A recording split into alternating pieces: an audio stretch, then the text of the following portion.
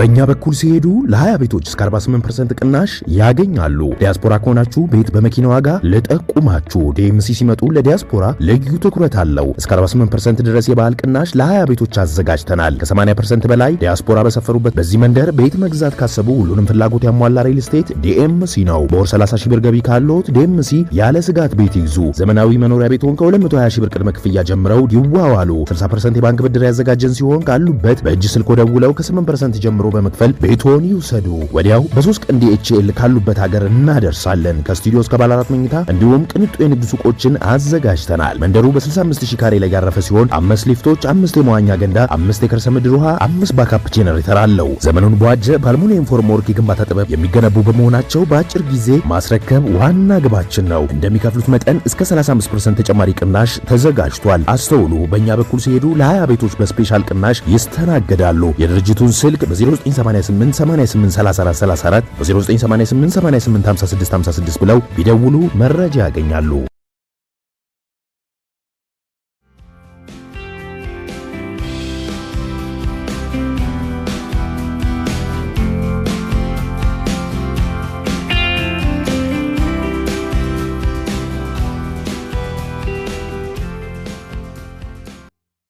ጤና ይስጥልን ክቡራን ተመልካቾቻችን፣ ሲሳይ አገና ከሉዓላዊ ሚዲያ ማክሰኞ ሚያዝያ 14 2017 ዓመተ ምህረት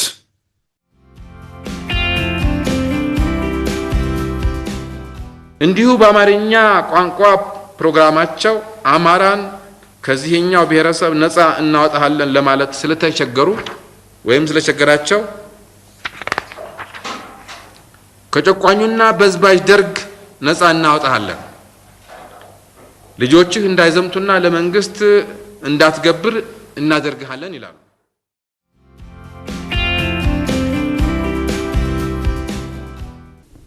ስልጣን ላይ ሆነው በሰሩት ስራ እንዳይጠየቁ፣ በወንጀል እንዳይከሰሱ፣ ከዛ ውጭ በግላቸው በሰሩት ግን መከሰስ ይችላሉ።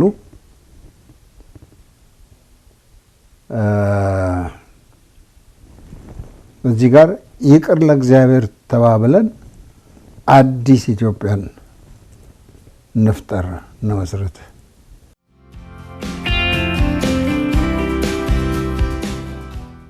ምክንያቱ ሆኗል። ባለቤቱ ቲፒኤልኤፍ ብቻ ሳይሆን ቲፒኤልኤፍ እንዲመጣ ሁኔታዎችን ያመቻቸው የደርግ መንግስትም ለዚህ ኃላፊነት አለበት።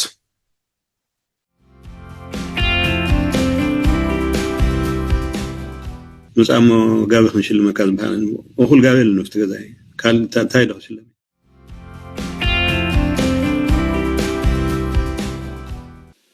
ቅዱስ አባታችን ሕይወታቸውን በሙሉ ለጌታና ለቤተ ክርስቲያን አገልግሎት የሰጡ ነበሩ።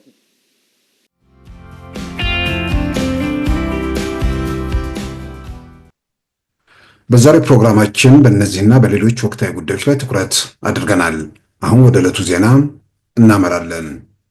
የትግራይ ጊዜ አስተዳደር ፕሬዝዳንት ሌተና ጀነራል ታደሰ ወረደ እና አቶ ጌታቸው ረዳ የሚመሰገኑበት መድረክ እንደሚዘጋጅ መግለጻቸውን ተከትሎ አቶ ጌታቸው ረዳ ጥሪው እንደማይቀበሉ አስታወቁ።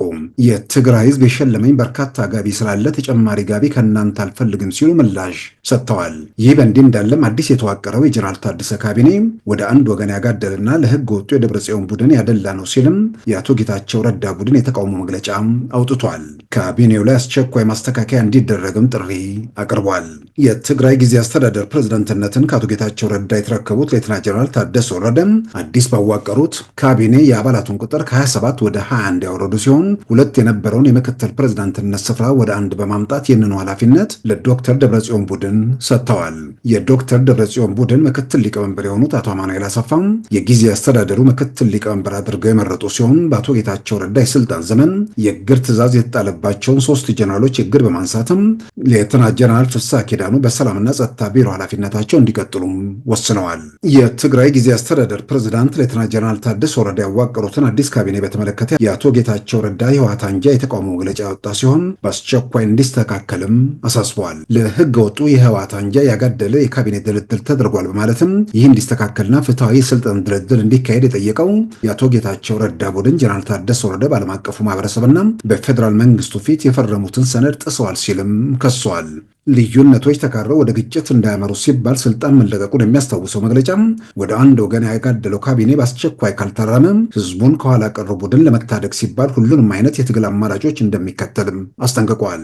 የፌዴራል መንግስቱም ሆነ ዓለም አቀፉ ማህበረሰብ ሁኔታዎችን እንዲገነዘቡም ጠይቋል። ይህ በእንዲህ እንዳለም አዲሱ ካቢኔ መዋቅሩን በተመለከተ መግለጫ የሰጡት ሌተና ጀነራል ታደሰ ወረደም ለቀድሞ የክልሉ ፕሬዝዳንት አቶ ጌታቸው ረዳና ለሌሎች ኃላፊዎች የምስጋና መድረክ መዘጋጀቱን ገልጸዋል። በትግራይ በሚካሄደው ምስጋና መድረክ እንዲገኙ ለእነ አቶ ጌታቸው ረዳ ጥሪ እንደሚላክ የገለጹ ቢሆንም አቶ ጌታቸው ረዳ ጥሪውን እንደማይቀበሉ በኦሚዲ ሚዲያ በኩል ምላሽ ሰጥተዋል። የትግራይ ህዝብ የሰጠኝ ብዙ ጋቢዎች ስላሉኝ የነ ጀነራል ታደሰ ጋቢ አያስፈልግኝም ማለታቸው ተመልክቷል። ይሁሉ መንግስት ከይሁሉ ሁሉ ነገር ገራ ዝድፋ ምስ ደፋሃ በቃ ሁሉ ነገር ተስተካክለ ለሞ መጻሞ ጋቢ ምሽል መካዝ ባል ሁሉ ጋቢ ለነፍት ገዛይ ካል ታይዳው ስለሚ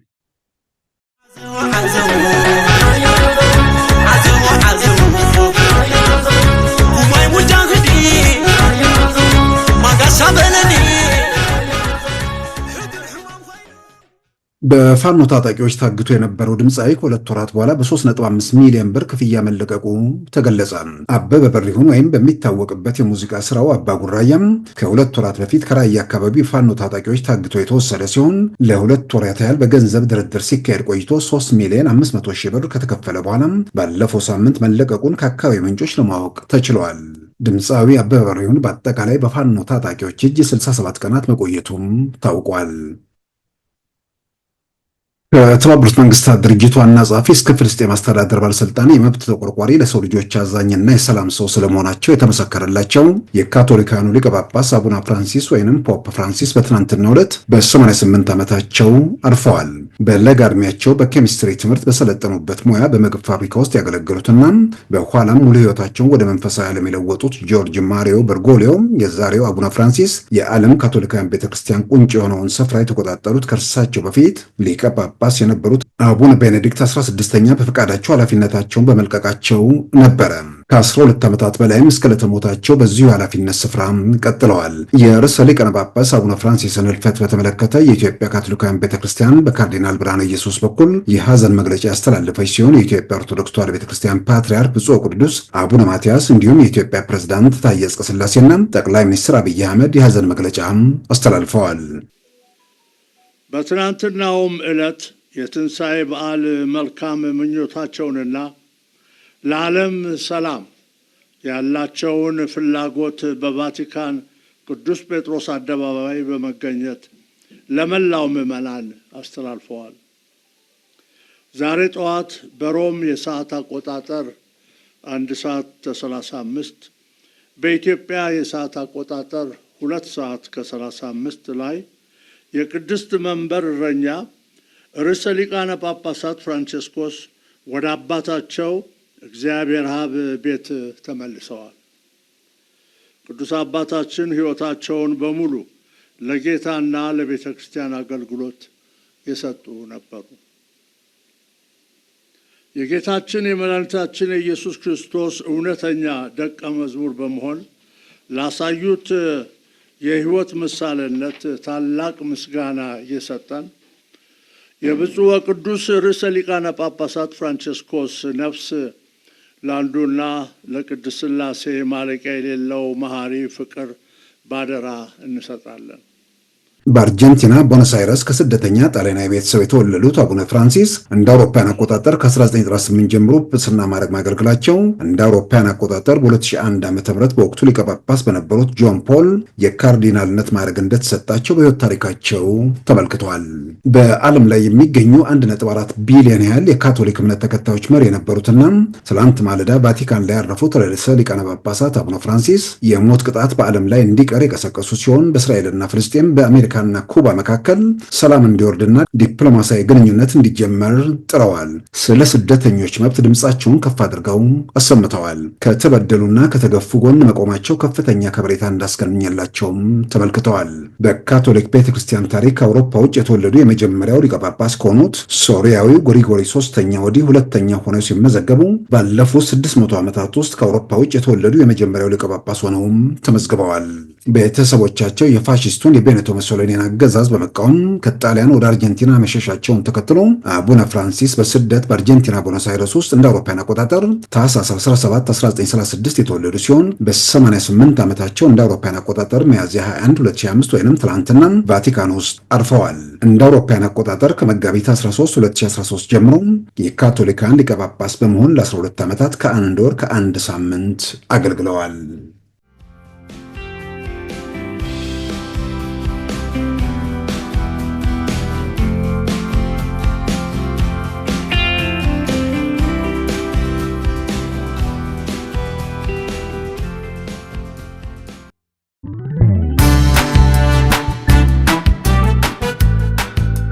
ሉዓላዊ ሚዲያን ይደግፉ።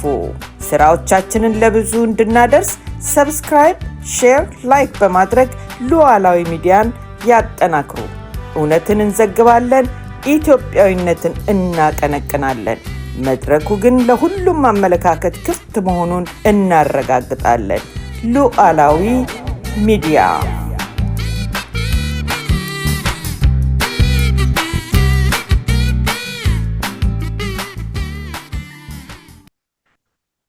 ክቡራን ተመልካቾቻችን የዛሬ 34 ዓመት በዛሬው ቀን ሚያዝያ 14 1983 ዓ.ም የቀድሞው የኢትዮጵያ ፕሬዝዳንት ኮሎኔል መንግስቱ ኃይለማርያም የመጨረሻ ንግግራቸውን ያደረጉበት ወይ ደግሞ ሸንጎን የጠሩበት ከዛ በኋላም በስልጣን ላይ የቆዩት ከ1 ወር ያነሰ ጊዜ ነው። ሀገር ጥለው የወጡበት ሁኔታ እንደነበር ይታወሳል። ያኛውን ያን የዛሬ 34 ዓመት በመጨረሻም ሸንጎ ፊት ያደረጉት ወደ 2 ሰዓት በላይ የወሰደና ወደ 3 ሰዓት የጠጋ ንግግራቸው ጋር ተያይዞ እንግዲህ የተነሱ ጉዳዮች በወቅቱ ነበሩ።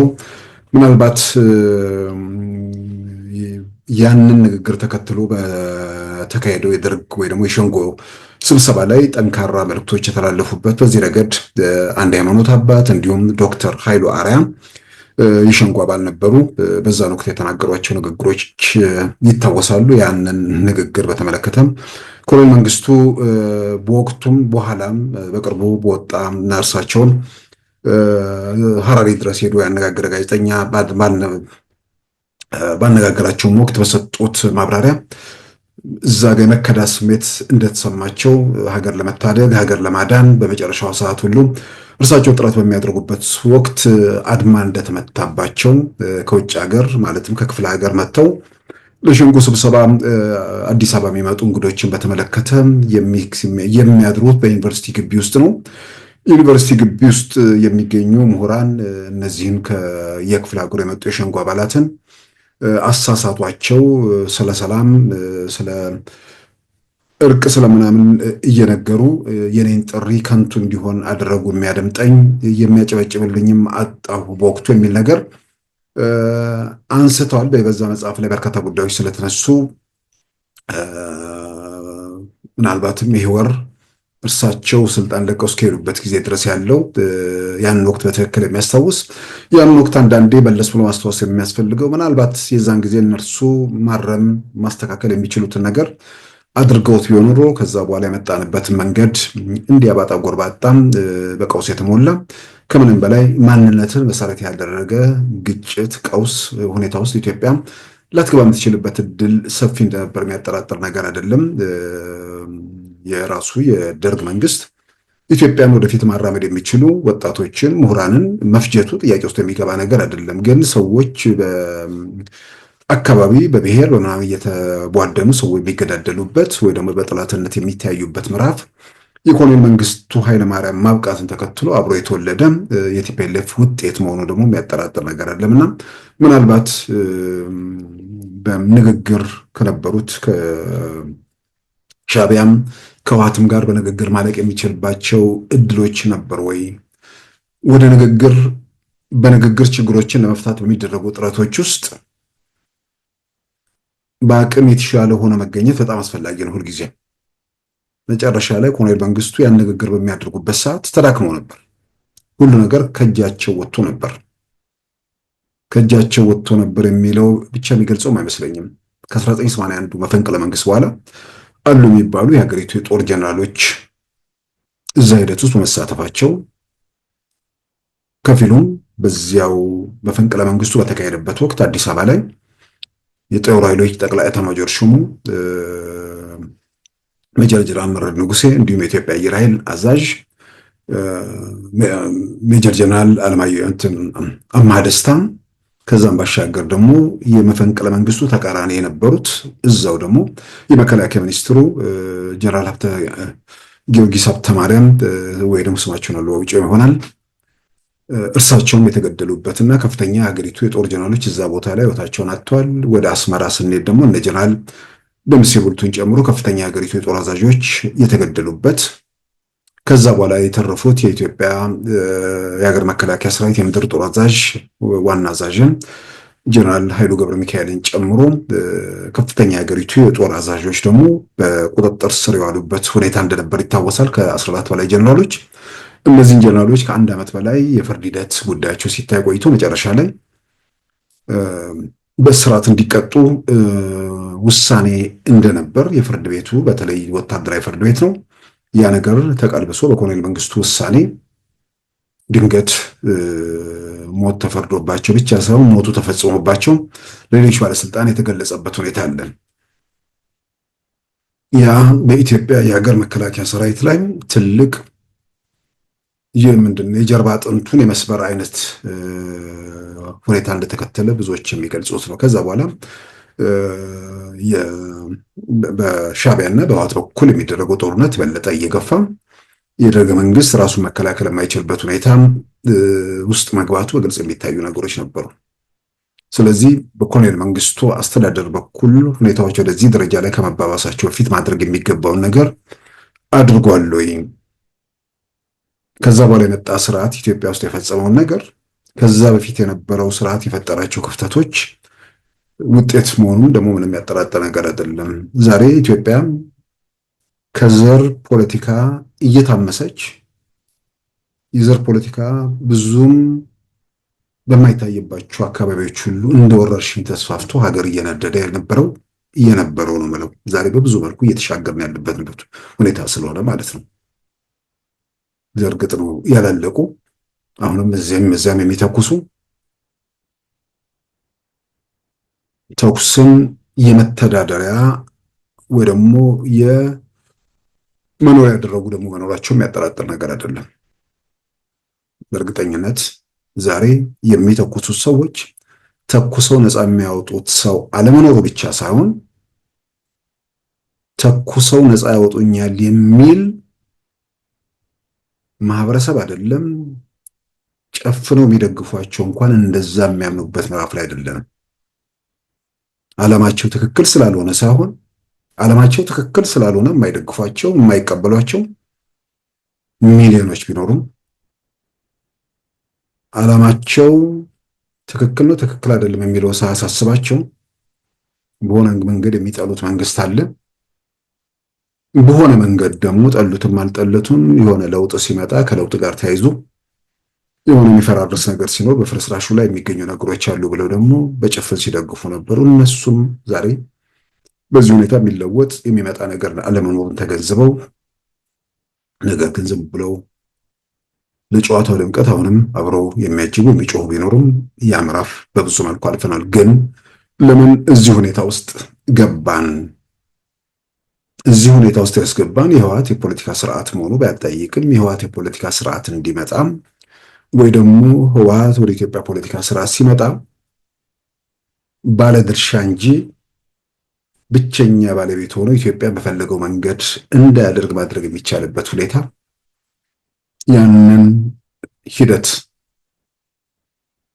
በማስተካከል በማረም ማድረግ የሚገባቸው ነገር ባለማድረግ የኮሎኔል መንግስቱ አስተዳደር በተለይ ደግሞ በእርሳቸው በኩል በብዙ መንገድ ፈላጭ ቆራጭ ነበሩ፣ ወሳኝ ነበሩ።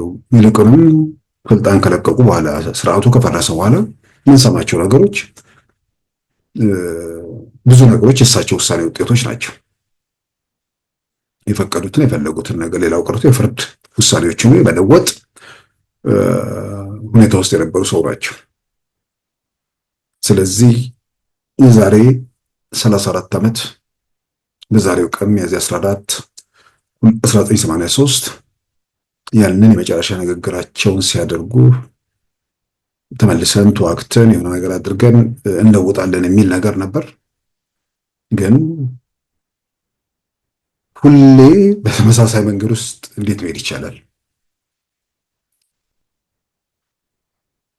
እነዛ ትልልቅ የሀገሪቱ የጦር ጀነራሎች ለምን አኮረፉ? ለምን ተከፉ? ለምን ጥያቄ ያነሱ? ሁኔታዎች ደግሞ እየገፉ ምናምን ሲመጡ የሀገራቸው ጉዳይ ያሳሰባቸው ያስጨነቃቸው የኢትዮጵያ ምሁራን ፕሮፌሰር መስፍን ወልደማርያምን ጨምሮ የአደራ ጊዜ መንግስት ለኢትዮጵያ ያስፈልጋታል የሚል ሀሳብ አቅርቦ ደርግም ባለድርሻ የሚሆንበት ሁኔታ ያነ መውጫ የሚል ነገር መፍትሄ ሀሳብ ቀርቦ ነበር። ስልጣን ላይ ያለ መንግስት ሁልጊዜም ስልጣንን ልቀቅ ወይ ደግሞ ስልጣንን አካፍል ሲባል የመወሰን አቅሜን እቃጣለሁ፣ የመወሰን አቅሜን ሳጣ ደግሞ በስልጣን ዘመኔ የፈጸምኳቸው ነገሮች ጋር ተያይዞ የሚመጣብኝ ጣጣ አለ፣ ተጠያቂነት ይከተላል ብሎ ሊሰጋ ይችላል።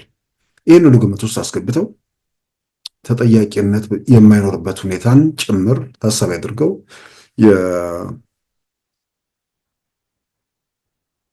የምሁራኑ በነ ፕሮፌሰር መስፍን የሚመራው የአደራ መንግስት ጥያቄያቸው ላይ ተጠያቂነትን በማይኖርበት እሱን ሁሉ ግምት ውስጥ አስገባ የመፍትሄ ሀሳብ ነበር ያቀረቡት፣ ግን አልተቀበሏቸውም። ደርግ ሊወርቅ ሲል እርስዎ እንግዲህ ስልጣን ላይ ያሉት ወገኖች ስልጣን እንዲለቁ ባላደራ መንግስት እንዲቋቋም እርስዎ ከተወሰኑ ምሁራን ጋር ሆነው በደብዳቤ ኮሎኔል መንግስቱን ጠይቀው ነበር። ከተወሰኑ ምሁራን ጋር የሆነው በኋላ ነው። ከዛ ፊት ሌላ አለ? አዎ እኔ መጀመሪያ በኢንተርናሽናል ዓለም አቀፍ የኢትዮጵያ ጥናት ስብሰባ ላይ አንድ ጽሁፍ አቀረብኩኝ። አን ኢትዮጵያን ኢኒሺየቲቭ የሚል ፒስ ኢኒሺየቲቭ የሚል ይሄ ምንድነው እንዳልከው የነበረው መንግስት የደርግ መንግስት ስልጣን እንዲለቅና ስልጣኑን ለባላደራ መንግስት እንዲያስረክብ የደርግ ባለስልጣኖች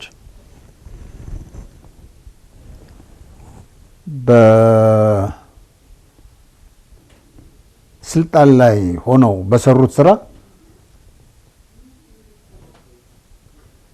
እንዳይጠየቁ፣ በወንጀል እንዳይከሰሱ፣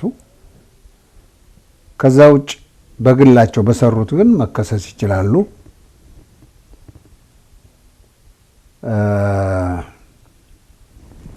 እዚህ ጋር ይቅር ለእግዚአብሔር ተባብለን አዲስ ኢትዮጵያን እንፍጠር እንመስረት የሚል ነበር።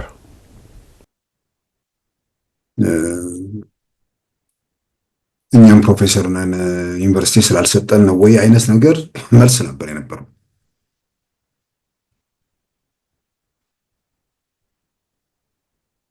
ነገሮችን ወደኋላ መለስ ብሎ ማንሳት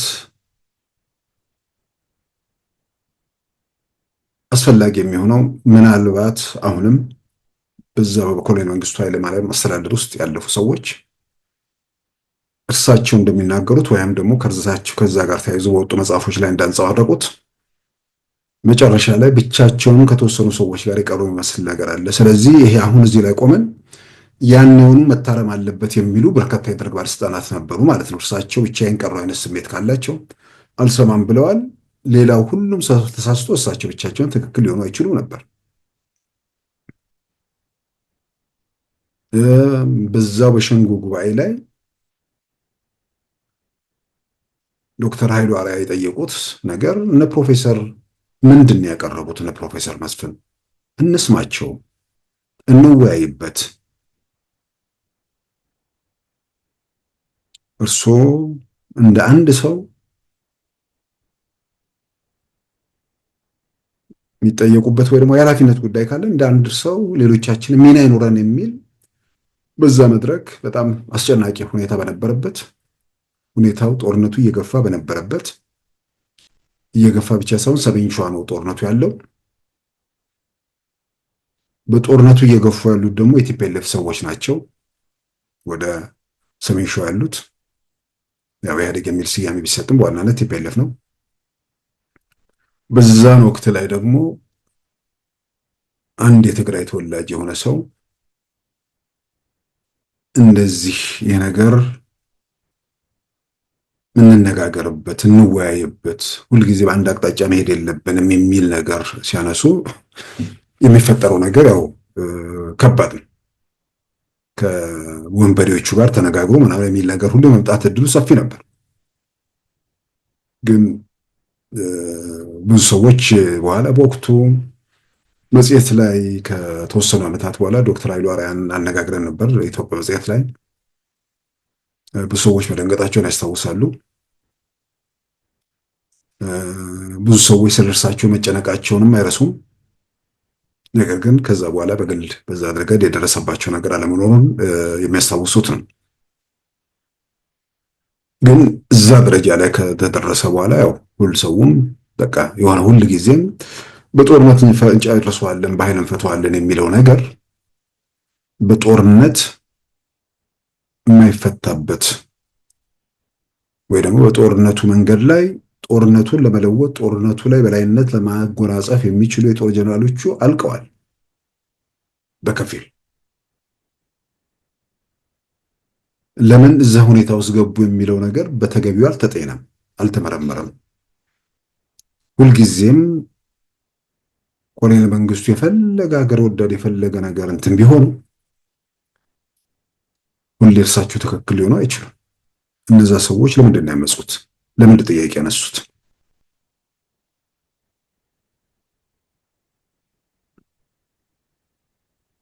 የስልጣን ጥያቄ የምናምን ነገር የሚል ነገር ሊሰጠው ይችላል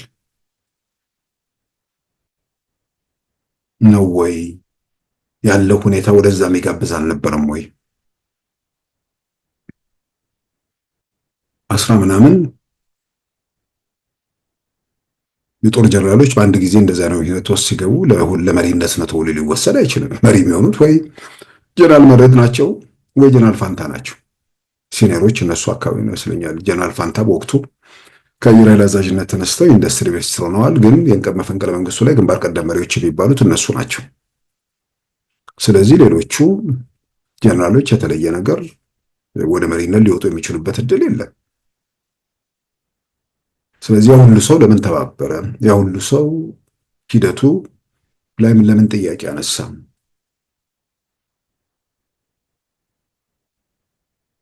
ጥያቄ ማንሳቱ መተባበሩ ተከትሎ የግልበጣ ሙከራው ተደረገ። ከዛ በኋላ በጉልበት ተጨፈለቀ። መጨረሻ ላይ እስር ቤት ገቡ። የሞቱት ሞተው የቀሩት እነሱን እስር ቤት ውስጥ ጉዳያቸው በፍርድ ቤት ሲታይ ቆይቶ መጨረሻ ላይ ረዥም ጊዜያት እስራት ፈርዶ የባህር ኃይል አዛዡ ሬድ አድሚራል ተስፋዬ ብርሃኑ ላይ እንደተፈጸመው የረዥም ጊዜ እስራት እሳቸው ላይ ሌሎችም ለማድረግ የሚቻልበት ሁኔታ አልነበረም ወይ? የፍርድ ሂደቱ በእርሳቸው ፖለቲካ ውሳኔ ተሽሮ ያ ሁሉ ለሀገር ትልቅ ውለታ ያደረጉ በአንድ ጊዜ ሀገሩን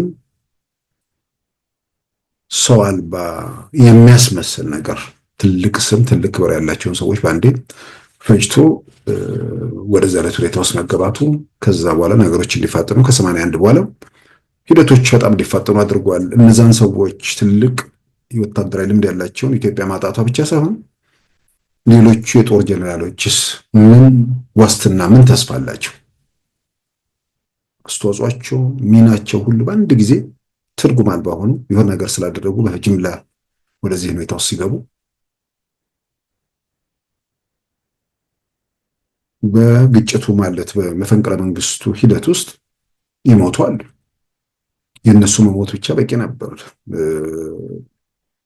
ሀገርን በጣም በብዙ ያጎደለ ነው። ግን የቀሩትን ደግሞ ማቆየት የሚቻልበት ሁኔታ አልነበረውም ወይ ነው እንግዲህ ምናልባት ተያይዘን እዚህ ሁኔታ ውስጥ እንድንገባ የተደረጉ ነገሮች እዛ ጋር የነበሩ ስህተቶች፣ የነበሩ ጉድለቶች፣ የነበሩ ክፍተቶች ምናልባት ኮሎኔል መንግስቱ በዚህ ዙሪያ ያው እስካሁን ድረስ በኦዲዮም ይሁን በቪዲዮም በጉዳዩ ላይ ዝርዝር ቃለ ምልልስ ሰጥተው አናቅም። መጽሐፍ ጽፈዋል። መጽሐፋቸው መጀመሪያው ምዕራፍ ላይ ያለውን ነገር ነው በትክክል እስከ አብዮቱ መምጣትና የአብዮቱ የመጀመሪያ ወራት በክፍል 1 መጽሐፋቸው።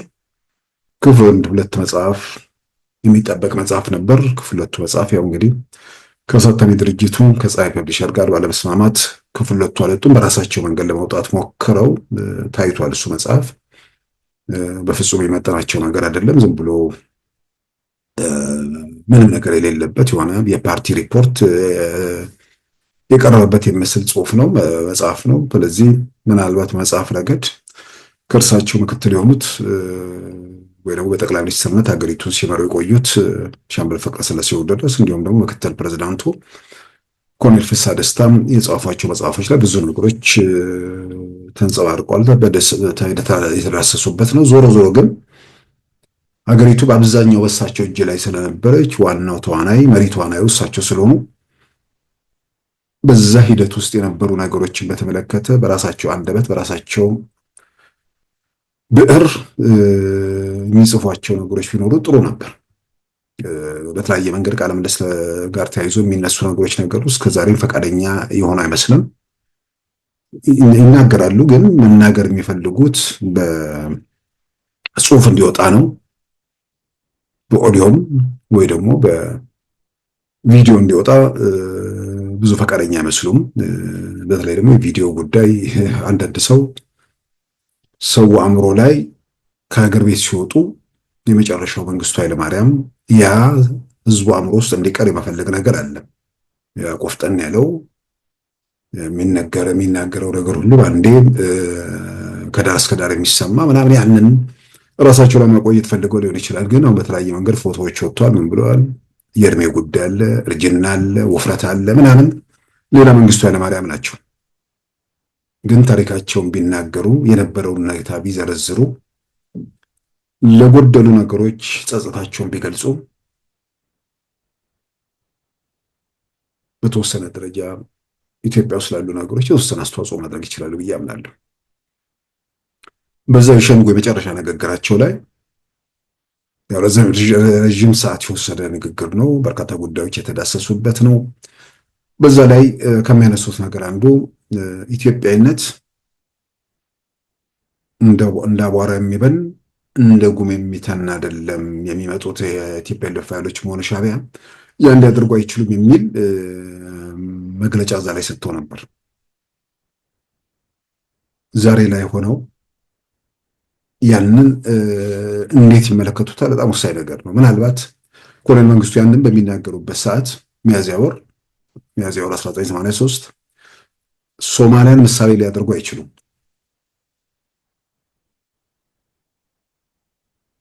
ምሳሌ ማድረግ የማይችሉት የዚያድ ባሬ መንግስት ከስልጣን ከወረደ ጥር ነው የወረደው። ከዛ በኋላ ያሉት የ3 ወራት ጊዜ ናቸው። እሳቸው ይህን ሲናገሩ ገና ሶማሊያ ውስጥ ጦርነቱን ገና በውጉ ያላለቀበት ሁኔታ ነው። የዚያድ ባሬ መንግስት ወድቋል። መሳሪያ ያነሱት ኃይሎች ሞቃዲሾ ደርሰዋል።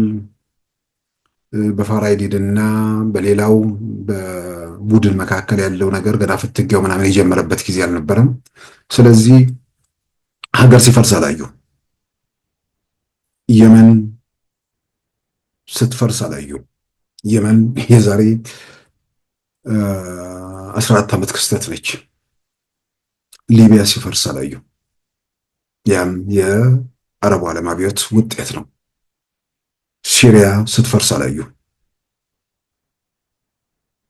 ኢትዮጵያ ውስጥ ዘረኝነት እንዲህ ወረርሽኝ ሆኖ ብዙዎች ሲበላ አላዩ። ያኔ የሚሰጧቸው ወይ ደግሞ የሚናገሯቸው ነገሮች ያኔ የቆሙበትና ዓለም አቀፍ ሁኔታውንም ጭምር ግምት ውስጥ አስገብተው በኋላ ላይ ግን ኢትዮጵያ የተጓዘችባቸው መንገዶች ተመልክቶ ዓለም ላይ ያሉ ሁኔታዎችን ገምግሙ። ሀገር ሊበንም ሊተንም እንደሚችል የሚያጠራጥር ነገር አይደለም።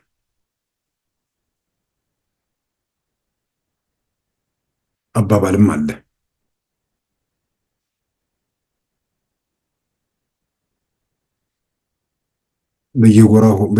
በየድንበር በየጎራ ሆነው ጀግና ካልመለሰው ሀገርም እግር አለው ይሄዳል እንደ ሰው አይነት ካልተሳሳትኩ አባባሎች አሉ። ያ ምናልባት ከውጭ ወረራ ከምናምን ጋር የተያዘ ነገር ነው። በውስጥ የተፈለፈሉ ዘረኞች ደግሞ ምን ሊያደርጉ እንደሚችሉ በተለያየ መንገድ የሚታይ ነገር ነው። ስለዚህ ዛሬ ዘረኞች ሀገር ምድሩን እንዲወሩ በማድረግ ረገድ ዓለም አቀፍ ሁኔታው ሲለወጥ ራስን ከሁኔታዎች ጋር ለማስማማት በመቸገር እርግጥ ነው የተወሰነ ነገር ከእጃቸው ከወጣ በኋላ በኢኮኖሚ ፖሊሲ በምናምን ረገድ ወደ ቅይጥ ኢኮኖሚ መምጣት ምናምን ነገሮች ነበሩ። ስለዚህ በአጠቃላይ ለምን ከእርሳቸው ስልጣን ከለቀቁ በኋላ ኢትዮጵያ ውስጥ ለመጣው ስርዓት ለመጣው የዘረኝነት ፖለቲካ ኃላፊነት የሚወስዱት ነገር አለ ወይ? ይህን ባናደርግ ይህን ብንፈጽም ተጠያቂነቱ ምክንያቱም ያንን ነገር አቆመን ቢሆን ኖሮ ኢትዮጵያው ዘረኝነቱ ፖሊሲ ሆኖ ሀገሩ እየታመሰ እንዲቀጥል ባያደርግ ኖሮ ምናልባት የብዙዎችን ሕይወት ማዳን ብቻ ሳይሆን ዛሬ ከእንዲህ አይነት ቆሻሻው ጥንቅጥ ውስጥ ወጥተን የተደላደለ መሰረት ላይ ለመቆም ያለንን ምድር ሰፊ ሆን ነበር። ያንን በማበላሸት ረገድ የደርግ መንግስትም የራሱ ሚና አለው። ስለዚህ በዚህ ረገድ ወቅቱን ስናስታውስ እዛ ጋር የተፈጠሩ የጎደሉ ነገሮችን ማየት፣ ማረም፣ ጸጸትን መግለጽ ለሰው ልጅ ጥሩ ነው። መጸጸት በጣም በጣም ወሳኝ ነገር ነው። ማድረግ የሚገባንም ባለማድረግ የሚል ነገር ሁል ጊዜ ትክክል ነኝ እያሉ መጓዝ ለማናችንም የሚበጅ ነገር አይደለም። ምናልባት ቀኑን ስናስታውስ በተወሰነ ደረጃ በቁጭት ነገር ነው ያን ማለት ነው። ያኔ ነገሮችን ማቆም ቢቻል ኖሮ የንግግር የምናምን አማራጭ ቢመጣም ቲፒኤልኤፍ እንደ ባለ ድርሻ ሆኖ ሂደት ውስጥ ገብቶ ቢሆን ኖሮ እንጂ በላይ ሆኖ ባይገባ ኖሮ የኢትዮጵያ ፖለቲካ በእንደዚህ በዘረኝነት እየተበከለ እንዳይቀጥል ማድረግ ይቻል ነበር። ያለፉት 7 ዓመታት የተዘራውን እና በእንክብካቤ ተኮትኩቶ ያደገውን ዘረኝነት ለመንቀል የሚደረግ ጥረትና ያንን ለማጽናት የሚደረጉ ጥረቶች ውጤቶች ናቸው ዛሬ ኢትዮጵያ ዋጋ እየከፈለች እየታመመች እየተሰቃየች ንጹሃን እየተገደሉና ዋጋ እየከፈሉ የሚገኙት። 34ኛ ዓመታቸውን የመጨረሻውን ሸንጎ ንግግራቸውን የኮሎኔል መንግስቱን ስናስታውስ እዛ ላይ የሚያነሱት ነገር አለና ብዙ ጊዜ በትውስታም ከሚጠቀሱ ነገሮች ያው ራስን ማየት፣ ራስን ማረም፣ የሆነውን ነገር መቀበልና ጉድለትን ማስተካከል አስፈላጊ መሆኑ ጋር ተያይዞ ሌላው የሚነሳው በዛው የመጨረሻ ንግግራቸው ላይ ከሚያነሷቸው ነገሮች አንዱ የቲፒኤልኤፍ ቡድን ኢትዮጵያ ውስጥ ላለው ችግር ጠቅላላም የአማራ ገዢ መደብ በሚል አማራን ተጠያቂ ማድረግ ነገር እዛ ላይ ማንሳቱን እየተናገረ መሆኑን ይገልጻሉ እሳቸው። ሌላውን ኢትዮጵያዊ ማህበረሰብ በጠቅላላ አማራ ገዢ መደብ እየጨቆነው ነው የሚለውን ነገር አንስተው አማራው ጋር ደግሞ ሲደርሱ ደርግ እየጨቆነው ነው የሚል ነገር ያነሳሉ በሚል እዛ ንግግራቸው ላይ ይናገራሉና ቲፒኤልኤፍን ማለቱ ያው ሁሌ ሲል የነበረ ነገር ስለሆነ ብዙ አይገርምም። የሚገርመው ኮሎኔል መንግስቱ ለዚህ የሰጡት ምላሽ ነው። እውን ደርግ ጨቋኝ ነውን ይላሉ። እውን ደርግ አለ ወይም በማለት ይጠይቃሉ እዛ ጋር። እንዲሁ በአማርኛ ቋንቋ ፕሮግራማቸው አማራን ከዚህኛው ብሔረሰብ ነፃ እናወጣለን ለማለት ስለተቸገሩ ወይም ስለቸገራቸው ከጨቋኙና በዝባዥ ደርግ ነፃ እናወጣለን፣ ልጆችህ እንዳይዘምቱና ለመንግስት እንዳትገብር እናደርግሃለን ይላሉ። የኢትዮጵያ ሕዝብ ሆይ እውን ደርግ ጨቋኝና በዝባዥ ነበረ? ለመሆኑስ ዛሬ ደርግ አለ? ደርግ የሚባሉት 107ቱ የደርግ አባላት ከፊሉ ጡረታ ወጥተው ከፊሉ በዛ በቀውሱ በምናምን መካከል ተገድለው ምናምን ይለዋል። እርግጥ ነው ጥያቄው ውስጥ የሚገባ ነገር አይደለም። ግን ዋናው የደርጉ ቁንጮ ያው ጀነራል አማንና ጀነራል ተፈሪ የደርግ ሊቀመንበር ተብለው ቢቀመጡ ዋናዎቹ ኮሎኔል መንግስቱና ኮሎኔል አጥናፉ ነበሩ።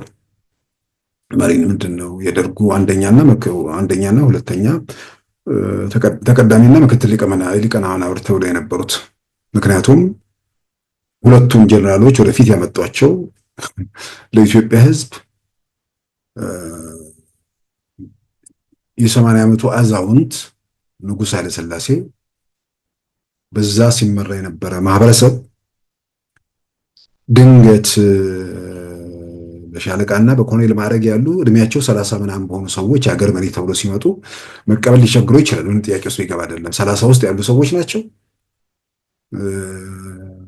ሻለቃና ሌተና ኮሎኔል ማዕረግ ላይ የነበሩ ሰዎች ናቸው። በእነሱ ከአንድ የንጉሳዊ አስተዳደር ውስጥ የቆየ ህዝብ ዘወትር የሚያቸው የ80 ዓመቱ አዛውንት እርሳቸው ስልጣን ለቀው የ30 ምናምን ዓመት ወጣቶች ወይ ደግሞ ጉልምስና የጀመሩ ሰዎች ገና ስልጣን ሲይዙ ለመቀበል ይቸገራል ይመስለኛል። ለዛም ነው በተለያየ መንገድ እንዳነበብነውም ሲኒየር የሆኑ ሰዎች ጀነራል አማን ቢመጡ ጀነራል ናቸው፣ ቢያንስ በንጉሱ በኩል ያለውን ክፍተት ንጉሱ ሄደው ጀነራል መጥቶ መሪ ቢሆን ብዙ ለህብረተሰቡ ለመቀበል ያለው እንትን ከባድ አይደለም። ከጀነራል አማን ጋር ያው ውዝግብ እሳቸው ከተገደሉ በኋላ ደግሞ ሌላኛው ጀነራል ተፈሪ ባንቴ ጀነራል ተፈሪ መጡ። እርሳቸውም ጀነራል ናቸው። ሰው እንትን ይለዋል፣ ለመቀበል ብዙ አይከብደውም። ከንጉሱ ወደ ጀነራሎቹ የተወሰነ ክፍተት ቢሆንም ከንጉሱ ወደ 30 ዓመት እድሜ ወዳሉ ሰዎች ኮሎኔሎቹ፣ ሻለቆቹ ጋር የሚደረገው ነገር የሚፈጠረው ክፍተት አለ። እሱን ግምት ውስጥ አስገብተው እንደሆነ ያው በተለያየ መንገድ የሚታይ ነገር ነው። ስለዚህ ጀነራል ተፈሪና በኋላ ደግሞ ጀነራል ተፈሪም ተገደሉ በደርግ ማለት ነው። ከዛ በኋላ እነ ሻለቃና ኮሎኔል መንግስቱ ፊት ለፊት ወጡ።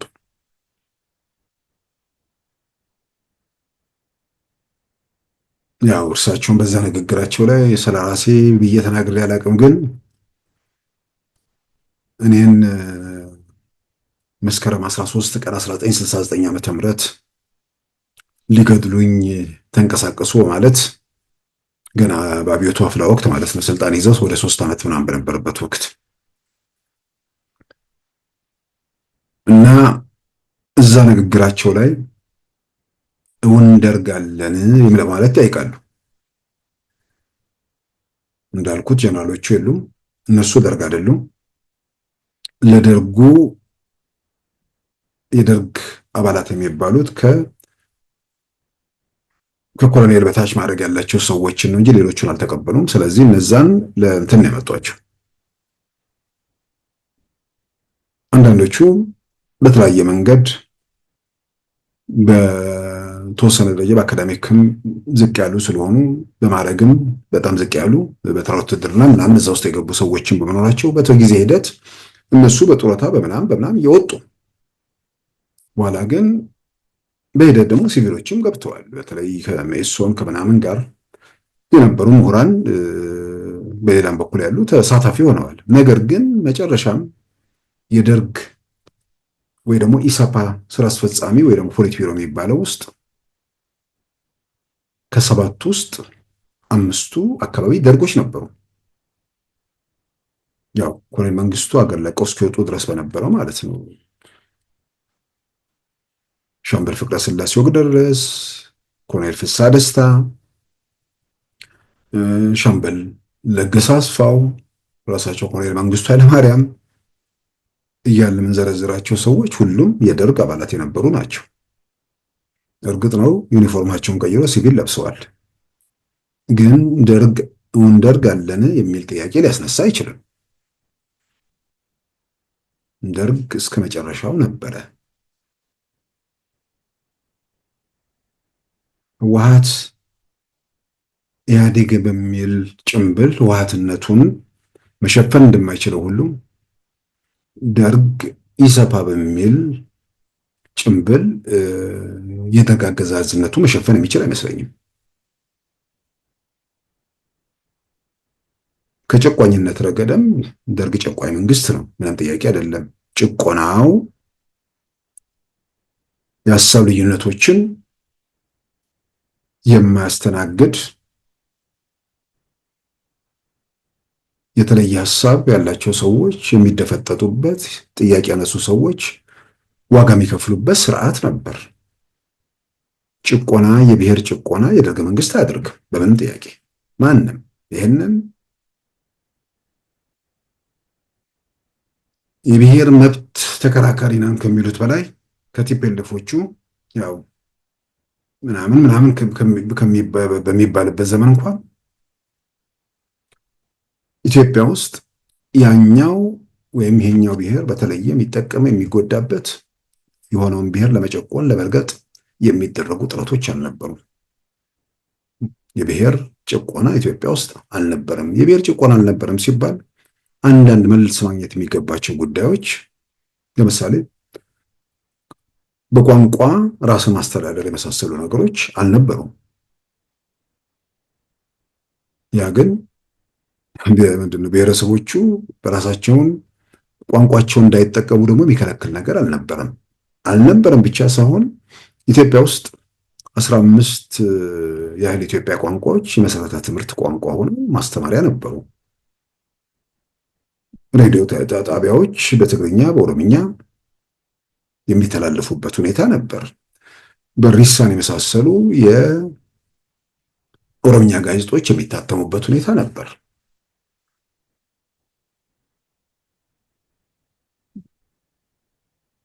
በብሔር ረገድ ምናልባት የሂድሪ ህገ መንግስት በተረቀቀበት ወቅት ከቀረቡት አማራጮች ብዙ ጊዜ የሚጠቀሰው ምክንያቱም የብሔረሰቦች ኢንስቲትዩት የሚባለው ተቋም ተቋቁሞ ያንን ያ ተቋም በዋናነት ኢትዮጵያ ውስጥ ያሉ ብሔረሰቦችን ማጥናት ብቻ ሳይሆን አጠቃላይ ኢትዮጵያ ውስጥ ያለውን አስተዳደር መዋቅር እንዴት መዘርጋት ይገባል በሚባለው ነገር ላይ የተወሰነ መነሻ ነገር በማቀበልም የሚታወቅ የምሁራን ቡድን ነው ሲነገር ሲገለጽም እንደተሰማው እና በወቅቱ የኢህድሪ ህገ መንግስት የተባለው የኮሎኔል መንግስቱ ህገ መንግስት በተረቀቀበት እና በጸደቀበት ወቅት እንደ አማራጭ ከቀረቡት ፌደራል የሆነ ስርዓት ለኢትዮጵያ ያስፈልጋታል የሚል ፌደራል የሆነ ስርዓት ብቻ ሳይሆን ፌደራል የሆኑ ስርዓቶች ላይ ኢትዮጵያን በየአካባቢያቸው በራሳቸው ቋንቋ ራሳቸውን የማስተዳደር የሚሉ ነገሮችን በአማራጭነት ቀርበው እነዛ ሰው በየአካባቢው በራሱ ቋንቋ ምናምን ራሱን የሚያስተዳድር ነገር ከሆነ ይሄ ምንድነው የአካባቢነት ስሜት እየሰፋ የኢትዮጵያነት ስሜት እየደበዘዘ ይሄዳል የሚል እንትን ውስጥ ነው የገቡት እንጂ በኢትዮጵያኑ በየትኛው አካባቢ ያሉ በአካባቢው ቋንቋቸውን እንዳይጠቀሙ የመከልከል ነገር ወይ ደግሞ ጨቆኖ ማለትም ለስልጣናቸው ሲሉ ግለሰቦችን፣ ቡድኖችን፣ አመለካከቶችን ይጨቁናሉ ብቻ ሳይሆን እየገደሉ ጭምር ነው የመጡት የተለየ አስብላ ለመስማት።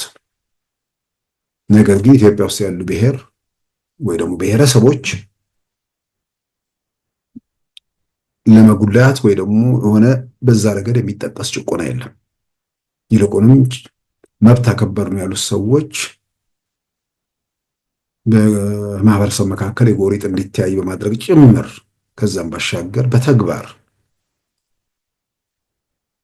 የእርሻ መሬቱን የምናምን በምስለኔ በምናምን እየወረሩ እየወሰዱ ስልጣኑን ወረቀት ላይ በተግባር ግን ብዙ ነገሮችን ሲፈጽሙ የነበረበትን ነገር ስለምናውቅ በማናቸው መመዘኛ የደርግ መንግስት ከብሔር መብት አንጻር ከቲፒኤልኤፍ 1000 ጊዜ የተሻለ ነው። የሆነ ማህበረሰቡን መብት ነጥሎ ወይ ደግሞ ለሆነ ጉዳይ ማስፈጸሚያ ሲወስድ አናውቅምና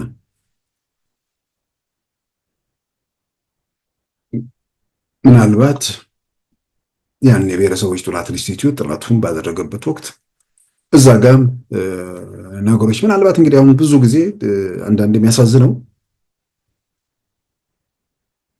ሁሉ ነገር አድራጊ ፈጣሪ አንድ ሰው ሲሆን ያ ደግሞ አንድ ሰው የተለየ ሐሳብ ለመቀበል ፈቃደኛ ሳይሆን ሲቀር ሁሌ እሱ የሚሰማውንና እሱ የፈቀደውን ብቻ የሚያደርግ ከሆነ የተሻለ የሚበጁ አማራጮችን ለሀገርም ለሕዝብም ማምጣት ያስቸግራል። ስለዚህ ምናልባት የብሔረሰቦችን ኢንስቲትዩት ጥናቱ በጠናበት ወቅት በዛ መንገድ አማራጮቹ ሲቀርቡ ምንድነው አማጽያኑ ከሚያነሱትም ጥያቄ በሌላም በኩል ደግሞ ካለው ተጨባጭ ሁኔታ አንጻር በሶስተኛም ደረጃ ደግሞ ሰው ራሱን በራሱ መግለጽ በሚችልበት ሁኔታ ራሱን በራሱ በቋንቋው የሚያስተዳድርበት ሁኔታ ቢፈጠር የበለጠ በዚያ ስርዓት ውስጥ የባለቤትነት ስሜቱ እየሰፋ እየጨመረ ይመጣል እንጂ ወደ ብቻው እንዲወጣ ያደርገዋል የሚለው ራሱ በበቂው መፈተሽ ነበረበት። ያን ለማድረግ እንኳን ኮሎኔል መንግስቱ ያልፈቀዱት እርሳቸው ያልተመቻቸው እርሳቸው ትክክል የማይሉት ነገር ያው በድምጽ የሚወሰንም ነገር አይደለም። የፈጠራቸው ክፍተቶች፣ ጉድለቶች አሉ እና በዛ መልክ ማለት የሚነሱ ነገሮች አሉ። እየተንከባለሉ መጥተው ችግሩን በንግግር በውይይት መፍታት የሚቻልበት እድል ተሞክሯል። ጥያቄ ውስጥ የሚገባ ነገር አይደለም። በዚህ ሂደት ውስጥ ዋነኛው ተደራዳሪ የነበሩት ዶክተር አሻግሬ ገለጡን በኢሳት ቲቪ ላይ በወቅቱ አነጋግሬያቸው የነበረውን ሂደት በዝርዝር ተናግረዋል። የነበሩ ጥረቶች፣ የነበሩ ሙከራዎች ነበሩ። ግን ያ ሙከራ ምናምን ጥረቶች የደርግ መንግስት በአብዛኛው ጉልበት እየከዳው በመጣበት ወቅት የነበሩ ሙከራዎች በመሆናቸው በተዳከመ ቁመና ወይ ደግሞ ተዳከመ አቅም ላይ ሆኖ ፍላጎቱን በመጫን ሳይሆን ፍላጎቱን ለማስፈጸም አቅሙ በተወሰነበት ሁኔታ ውስጥ የነበረ ድርድር ስለሆነ የአማጽያኑ ፍላጎት የበለጠ ገዝፎ ጎልቶ የሚወጣበት ሁኔታ ተፈጠረ። ትንሽ ቀደም ብሎ አንዳንድ ነገሮችን ሰጥቶ መቀበል መርህ ነገሮችን ማድረግ ቢቻል ኖሮ ምናልባት እዚህ ሁኔታ ውስጥ ይገባ ነበር ወይ? እዚህ ሁኔታ ውስጥ የተገባው ቲፒኤልኤፍ ኢትዮጵያን የፖለቲካ ስልጣኑን በመቆጣጠሩ ነው። ቲፒኤልኤፍ ኢትዮጵያን የፖለቲካ ስልጣን እንዳይቆጣጠር ለማድረግ ደግሞ ትልቅ እድል የነበረው ደርግ ነው።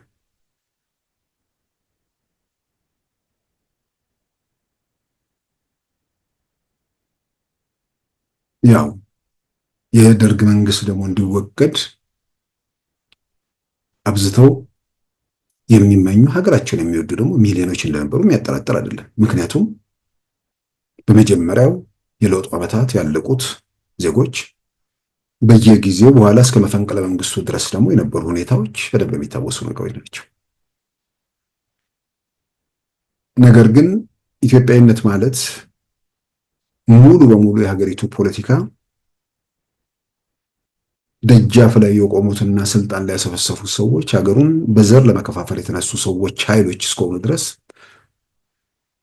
ምናልባት ይህንን ነገር ለማቆም ራስን ለማጠናከርና የተሻለ ሆኖ ለመገኘት የሚሰሩ ስራዎችን ሌሎች በተለያየ መንገድ የሀገር ኢትዮጵያዊ አጀንዳ ያላቸው ኃይሎች ጋር የበለጠ ትኩረት ሰጥቶ ተሰባስቦ ለመስራትና ምናልባትም በስልጣን ረገድ ያሉ ክፍተቶችን እሱ ነገር የኮሎኔል መንግስቱ ኃይለማርያም ስልጣን መልቀቅ ወይ ደግሞ ስልጣን የማካፈል ነገርም ካለ እሱ ሁሉ ነገር ምናልባት አይተውት ቢሆን ኖሮ ዛሬ ኢትዮጵያውያን በማያውቁት ባልዋሉበት በማይመለከታቸው በስልጣን ፍቅር በተለያየ የራስ ንዋይ የጥቅም የምናምን ፍላጎት የብሔር አጀንዳ ያውለበለቡ ንጹሃን የሚገደሉበት የሚሰቃዩበት ሁኔታ እንዳይመጣ የፖለቲካ ግብግብ የፖለቲካ ተዋናዮቹ መካከል የሚሆንበት እንጂ ሰዎች ባልዋሉበት በማያውቁት ባልተሳተፉበት ነገር ዋጋ የሚከፍሉበት የሚጨፈጨፉበት የሚገደሉበት ምዕራፍ ቢያንስ እሱን እንዳይመጣ ማድረግ የሚቻልበት ሁኔታ አልነበረም ወይ? ምንም ጥያቄ ውስጥ የሚገባ ነገር አይደለም። ቲፒኤልኤፍ ወደ ኢትዮጵያ ፖለቲካ ስልጣን ባይመጣ ኖሮ ኢትዮጵያን በዘር ተከፋፍለው ወይ ደግሞ የፖለቲካ ቡድኖቹ በዘር መሰረት አድርገው የሚጨፈጭፉበት እድልና አጋጣሚ አይኖርም ነበር። ብቻም ሳይሆን ስልጣን ላይ ለመቆየት የኢትዮጵያንን የጎሪጥ እንድትያዩ በማድረግ ልዩነትን በማስፋት በማለት የደረጉ ጥረቶች በዚህ ረገድ ያስከተሉት ውጤትና ቀውስ እዳው ዛሬ ድረስ ተንከባሉ ዋጋ ያስከፈለ የሚገኝበት ሁኔታ አለና የአንድ ነገር ሲመጣ የመጣው ነገር እንዳይመጣ ማድረግ የመቻል አቅምና ስልጣን የነበረው መጻኤውን ጊዜ አንብቦ ወደ ተሻለ ነገር ሀገር እንዲሄድ ለማድረግ መቻል የሚችለው ወይ ደግሞ ያ እድሉ የነበረው ቡድን ያን ባለማድረጉ ቢያንስ ሌጎች 27 ዓመታት እንደገና በቀጠለው 7 ዓመት በማንነትን መሰረት ባደረገ ቀውስና መከራ ስቃይና ፍዳ ውስጥ ዋጋ እንዲከፍሉ ህይወታቸውን እንዲያጡ ብዙ መከራ ሰቆቃ እንዲቀበሉ ምክንያቱ ሆኗል። ባለቤቱ ቲፒኤልኤፍ ብቻ ሳይሆን ቲፒኤልኤፍ እንዲመጣ ሁኔታዎችን ያመቻቸው የደርግ መንግስትም ለዚህ ኃላፊነት አለበት እና ይህንን ምናልባት እንግዲህ 34ኛውን ዓመት ልክ በአጋጣሚ ሚያዝያ 14 1983 ላይ ነገር የተነተነ ያለውና እንዲህ አይነት አጋጣሚዎች ሲነሱ ወደኋላ ተመልሶ ነገሮችን ማስታወሱ በተወሰነ ደረጃ ቁጭት መቀስቀሱ ተገቢ ነው። ግን በዛ ሂደት ውስጥ በተለይ ደግሞ ዋና መሪ ተዋናዮች ሁሌ ትክክል ነን እያሉ መቀጠል ሳይሆን ትክክል ያልሆኑትና የፈጠሩትን ክፍተት ወይ ደግሞ ጉድለት መናገር መናዘዝ በጣም አስፈላጊ ነውና እዚህ ሁኔታ ውስጥ እንድንገባም በተወሰነ ደረጃ ሚና አስተዋጽኦ አላቸውና ያንን መቀበል ይገባቸዋል። ከዛ ውጭ ዛሬ ያለንበት ሁኔታ ያንን የተዘራው በእንክብካቤ ተኮትኩቶ ያደገው ዘረኝነትን ለመንቀል መልሶ እንዳያቆጠቁጥ ለመመንጠር የሚደረጉ ስራዎች ትርጉም እያገኙ ፍሬ እያፈሩ ውጤት እያመጡም ነው። በዘረኝነት እናተርፋለን፣ በዘረኝነት የሆነ ነገር ይገኛል ብለው በዛ ሁኔታው ሲዳክሩ የነበሩ ሰዎችም የሚዳክሩት ለስልጣን ለጥቅም ለምናምን ይዳክራሉ። በሌላ በኩል ደግሞ በዛው ጋር ተያይዞ ይሄኛው ነገር ያዋጣናል ብለው ሲባክኑ የነበሩ ሰዎች ወይ ደግሞ ሲደግፉ የነበሩ ሰዎችን ውጤቱ መከራ፣ ውጤቱ ስቃይ፣ ሰቆቃ፣ ፍዳ መሆኑን ያዩበት፣ በሌላም በኩል ይሄንን አስተሳሰብ ህይወት ኖሮት እግር አውጥቶ ሲራመድ ቆይቷል። አሁን እግሩ ተቆርጧል። በንብርክክ የሚድህበት ብቻ ሳይሆን መልሶ ማንሰራራት የማይችልበት ሁኔታ መፈጠሩን ስለተገነዘቡ ኢትዮጵያ ከዚህ በኋላ ባለው ጊዜ ውስጥ ወደ ተሻለ ወደ ተረጋጋ በብዙ መልኩ ኢትዮጵያን ስለ ምንድነው በመንደር በሰፈር በቀይ በመናምን እየተዋደኑ የጎሪጥ የሚተያዩበት ወይ ደግሞ የሚታኮሱበት ምዕራፍን እየሰበርን ኢትዮጵያን በልጆቻቸው ነገን አሻግረው በዓለም ላይ በአፍሪካ ውስጥ ስለሚኖራቸው ሚና የሚያስቡበት ሁኔታ ውስጥ እንድንሄድ ብዙዎች ወደዛ እንዲያተኩሩ ውስጥ በኑሮ በምናምን ያለው ነገር ላይ ትኩረት ሰጥቶ ስራዎች እንዲሰሩ እዛ ላይ በብዙ መልኩ መራመድ አስፈላጊ ነው። ከዛ ውጭ በተለያየ መንገድ ያሉ ከዚህም በዚያም ያሉ ግጭቶች ምናምን በተመለከተ ያው የኦሮሞ ነጻነት ሰራዊት ሸኔ የሚባለው ፋኖ የሚባለው አሁን ያለንበት ምዕራፍ በየሰፈር በየመንደር እየሄዱ ህዝቡን እየተሸሸጉ ከስርቻ ከምናምን ከየምናምን እየወጡ ህብረተሰቡን ስቃይ ውስጥ መከራ ውስጥ የሚከቱበት ምዕራፍ እሱን ማለትም የተራ ሽፍትነት ብዙ ሽፍቶች ድሮ እናቅ ነበር። ያው ዝነኛ ሽፍቶች ነበሩ። ስለማይያዙ ዝነኛ የሚሆኑት ሌላ የተለየ ጀግንነት ስለፈጸሙ አይደለም፣ ስማቸው የሚጠራ ነገር ነበር። የአሁኖቹ ምናልባት ሽፍቶችን የተለየ የሚያደርጋቸው ቁጥራቸው መብዛቱ ሊሆን ይችላል። በሌላም በኩል ያኔዎቹ ሽፍቶች በደንብ ከላይ እስከታች ተከታዮች ነበሯቸው። የአሁኖቹ ደግሞ ዝና ቁጥጥር የሌለው ሽፍታ መሆኑ ደግሞ የተለየ ሊያደርገው ይችላል። ስለዚህ ዝና ቁጥጥር የሌለውን ሽፍታ ወደ ሰላም መንገድ ወደ ግብርና የሚመለሰው ወደ ግብርናው ወደ ፖለቲካ መሳተፍ የሚፈልገው ወደ ፖለቲካ የሚሳተፍ የሚችልበት ሁኔታ እሱ ስራ መስራት፣ በሌላ በኩል ደግሞ ያው ሽፍትነቱ የኑሮ ምንድነው የገቢ ምንጭ ነው፣ ህይወቴን መምራት የሚችለው በሱ ነው የሚለውን ደግሞ ያው ህብረተሰቡ ከሚሊሻው ጋር ሆኖ በሽፍትነት መኖር ሳይሆን በሽፍትነት ውጤቱ መሞት መሆኑን ማሳየት የሚገባቸው ሁኔታ ውስጥ በዛ ማምራት ነው። ስለዚህ ከዚያ ዙሪት ውስጥ አጠቃላይ ወጥተን ወደ ተሻለ ሁኔታ ውስጥ ለመሄድ ብዙ መስዋዕትነት ተከፍሎ የኢትዮጵያ የጸጥታ ኃይሎች ትልቅ ዋጋ ከፍሎ ብዙ ነገሮች ላይ ተጉዘን ዛሬ እዚህ ደርሰናል። ትልቁን አደጋ ትልቁ መሰናክል ተሻግረናል። ከዚህ በኋላ ባሉ ነገሮች ላይ ነገሮችን ምንድነው በሰለጠነው ፖለቲካ ትርጉም ባለው የፓርቲ ፉክክር ወደፊት ለመሄድ የሚደረጉ ጥረቶች ላይ እሱ ላይ እንግዲህ ሰዎችን መስራት ከሁሉም ይጠበቃል። በዘር ተቧድኖ በአካባቢ ተታክሶ ምንድነው እንወክላለን ለሚሉትም ለራሳቸውም የሚበጅ ነገር አለመኖሩን እንግዲህ ብዙ የተገነዘቡ ብዙዎች ናቸው ብዬ አምናለሁ። ከዚህ ሁኔታ ውስጥ መውጣትና የተሻለ ሁኔታ እንዲፈጠር የራስን ጥረት ማድረግ አስፈላጊ ነው ብዬ የዛሬውን የማክሰኞ ሚያዝያ 14 2017 ፕሮግራማችን በዚህ እናጠናቀቃለን። ጤና ይስጥልን።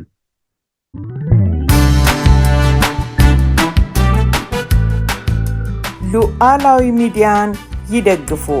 ስራዎቻችንን ለብዙ እንድናደርስ ሰብስክራይብ፣ ሼር፣ ላይክ በማድረግ ሉዓላዊ ሚዲያን ያጠናክሩ። እውነትን እንዘግባለን፣ ኢትዮጵያዊነትን እናቀነቅናለን። መድረኩ ግን ለሁሉም አመለካከት ክፍት መሆኑን እናረጋግጣለን። ሉዓላዊ ሚዲያ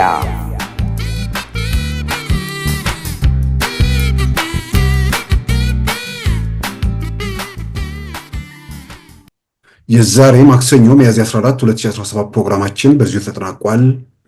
ጤና ይስጥልን።